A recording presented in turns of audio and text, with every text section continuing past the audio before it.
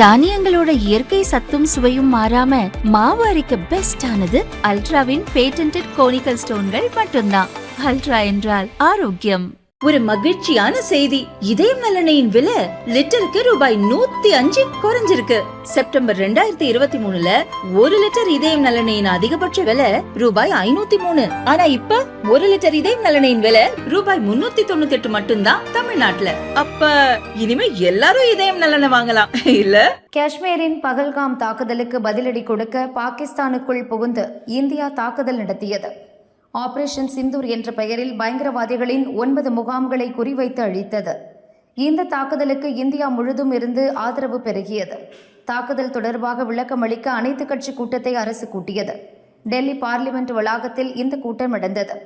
ராணுவ அமைச்சர் ராஜ்நாத் சிங் தலைமையில் பார்லிமெண்ட் விவகாரத்துறை அமைச்சர் கிரண் ரிஜிஜு, லோக்சபா எதிர்க்கட்சித் தலைவர் ராகுல், காங்கிரஸ் தலைவர் கார்கே, திமுக எம்பி TR பாலு மற்றும் ஆம் ஆத்மி, சமாஜ்வாடி உள்ளிட்ட அனைத்து கட்சியின் முக்கிய நிர்வாகிகள் பங்கேற்றனர்.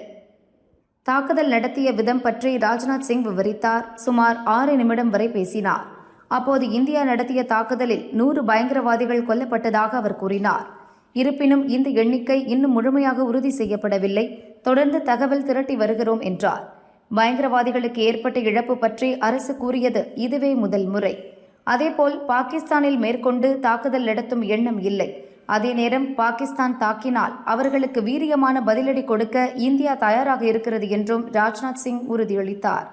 மற்ற கட்சி தலைவர்களுக்கும் 5 நிமிடம் பேச வாய்ப்பு வழங்கப்பட்டது. அப்போது நம் வீரர்களின் பதிலடி நடவடிக்கையை பாராட்டியதோடு தொடர்ந்து அரசு எடுக்கும் எல்லா முடிவுகளுக்கும் ஆதரவளிப்பதாக அனைத்து கட்சிகளும் உத்தரவாதம் அளித்தன. கூட்டத்துக்கு பிறகு பேட்டியளித்த காங்கிரஸ் தலைவர் கார்கே, அரசு சொன்னதை முழுமையாக கேட்டோம். சில விஷயங்கள் இப்போதைக்கு வெளியே தெரிய வேண்டாம் என்றார்கள். நாங்கள் அரசுக்கு முழு ஆதரவு அளிப்போம் என்றார். அதேபோல் அமைச்சர் கிரண் ரிஜிஜுவும் பேட்டியளித்தார். அவர் கூறியது, ஆபரேஷன் சிந்தூரில் என்ன நடந்தது என்பதை ராணுவ அமைச்சர் ராஜ்நாத் சிங் விளக்கினார்.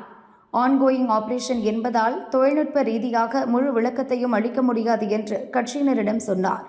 எல்லா தலைவர்களும் தங்களது கருத்தை தெரிவித்தனர். அரசுக்கு முழு ஆதரவு தருவதாக உத்தரவாதம் அளித்தனர். எல்லா தலைவர்களும் பக்குவமாக நடந்து கொண்டனர். அனைத்து கட்சி கூட்டம் எதிர்பார்த்தபடி சிறப்பாக முடிந்துவிட்டது என்றார். ஆபரேஷன் சிந்தூர் இன்னும் முடியவில்லை என்று ராஜ்நாத் சிங் சொன்னதாக கிரண் ரிஜிஜு சொன்னது பரபரப்பை ஏற்படுத்தியுள்ளது.